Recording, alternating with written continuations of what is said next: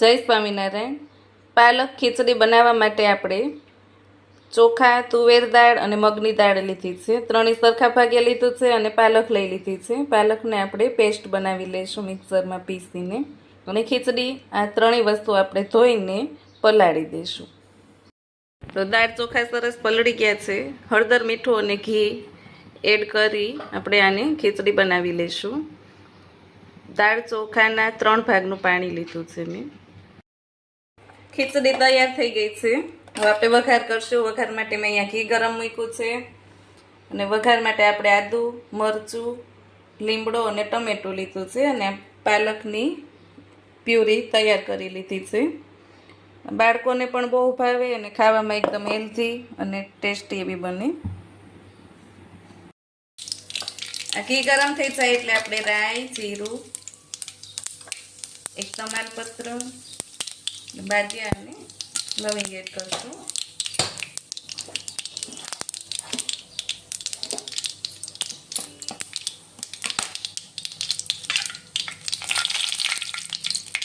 મીઠા લીમડાના પાન નાખશું. વઘાર થઈ જાય એટલે ટમેટું એડ કરશું અને બરાબર આને પકાવી લઈશું.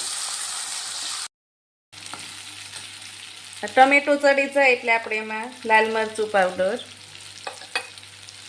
અને પાલક અને ટમેટાના ભાગનું મીઠું ઉમેરીશું. અને આ બધું સરસ એકદમ ચડી ગયું છે. હવે આપણે એમાં પાલકની પેસ્ટ જે તૈયાર કરી છે એને એડ કરી દઈશું અને આને ચડવા દઈશું.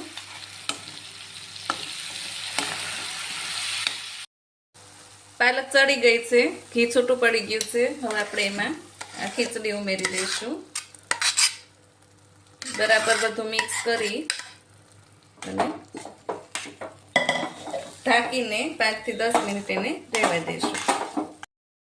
ઉપરથી લીલા ધાણા ઉમેરી દઈશું અને આપણી ખીચડી સરસ ગ્રીન એવી તૈયાર થઈ ગઈ છે.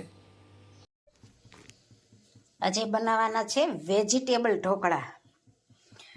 લોટ કરતા કચુંબર જાજી, ગાજર, કોથમીર, કોબી, દૂધી અને આ લીંબુનો રસ અને લોટ બાંધવા માટે છાશ પણ તૈયાર છે ને મસાલિયું.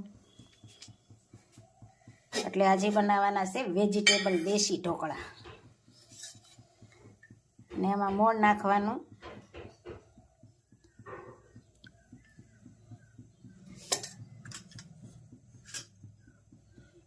ચટણી, હળદર અને ધાણા જીરું અને નિમક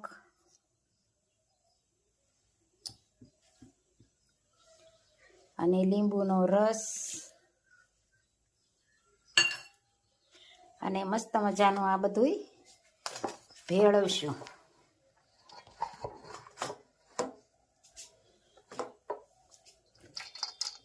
ગાજર, દૂધી, કોબી, કોથમીર આ બધું મિક્સ કરશું અને છાશમાં લોટ બાંધશું અને થોડાક સાજીના ફૂલ પણ નાખશું. તો આ વેજીટેબલ ઢોકળા મસ્ત મજાના બનશે.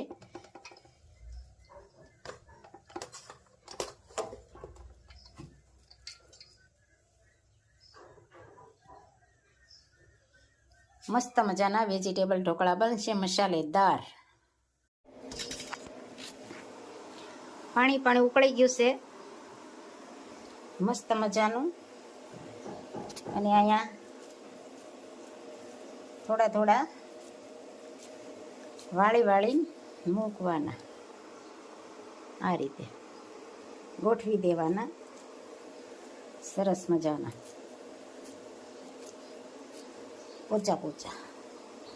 પોચા રૂ જેવા મસ્ત બનશે. આ રીતે વાળી મૂકવાના સરસ મજાના. કોમેન્ટ પણ સારી આવે છે. તો બધાયનો ખૂબ ખૂબ આભાર. બધાને જય સ્વામિનારાયણ, જય શ્રી કૃષ્ણ, જય જિનેન્દ્ર, જય સિયારામ, હર હર ભોલે મહાદેવ, જય જલારામ બાપા. અને જયશ્રીબેન ને કુંદનબેન ને વનિતાબેન ને રેખાબેન ને ભારતીબેન ને બધાને ચંદ્રિકાબેન બધાને જય સ્વામિનારાયણ. વનિતાબેન, યશુ ભટ્ટી, સીમાબેન ને બધાને બહેનોને જય સ્વામિનારાયણ, જય શ્રી કૃષ્ણ.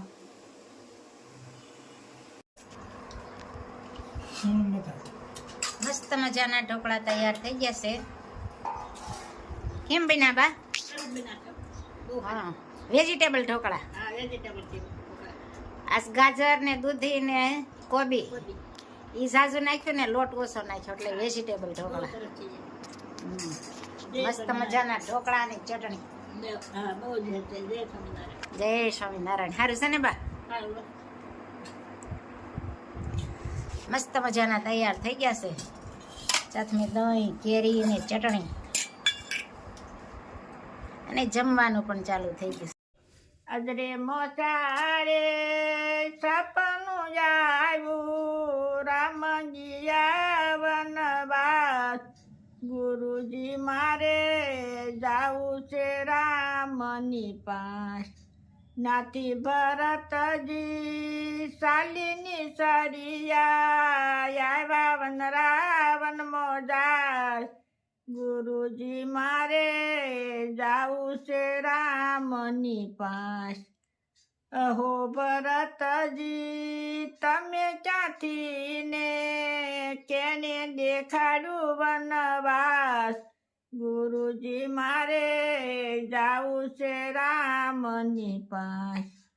નાથી ભરતજી શાલિની સરિયા, આવ્યા રાવણ મોજાર. ગુરુજી મારે જાવું છે રામની પાસ. અહો ભરતજી તમે ક્યાંથી ને કેને દેખાડું વનવાસ. ભરતજી તમ ઘેરે જાઓ મારા વીર. માતા કૌશલ્યા બહુ રુદન કરે છે, ધારણ દેજો એને ધીર. ભરતજી તમ ઘેરે જાઓ મારા વીર. આપણા પિતાને પ્રણામ કહેજો, માતાને દેજો આશીર્વાદ. ભરતજી તમ ઘેરે જાઓ મારા વીર. વાંજિયા હોય એને પુત્ર દેજો, પારણીએ દેજો આશીર્વાદ. ભરતજી તમ ઘેરે જાઓ મારા વીર. ભૂખ્યા રે હોય એને ભોજન દેજો, તરસાને દેજો બોળાની. ભરતજી તમ ઘેરે જાઓ મારા વીર.